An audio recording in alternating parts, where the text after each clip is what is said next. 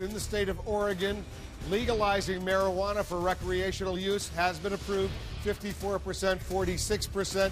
In Oregon, the measure would legalize personal possession, manufacture, sale of marijuana for persons 21 years of age or older within specific limits and create a commercial regulatory system for the production, distribution, and sale of marijuana in Oregon. Washington State, Colorado already have that. In Washington, D.C., the nation's capital, legalizing marijuana decisively approved. 69% say yes, 31% say no.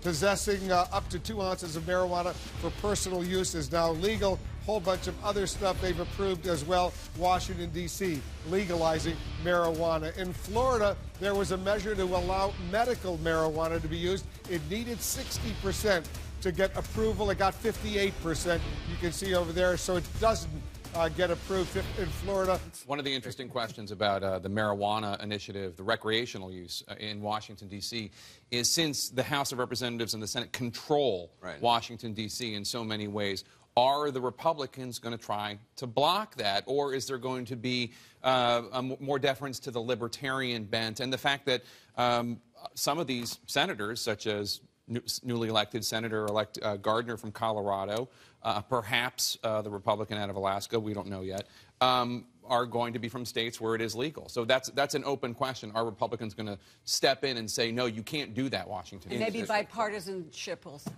spring eternal as a result, right? Pass the Ducey on the left and the right-hand side. I like the 80s.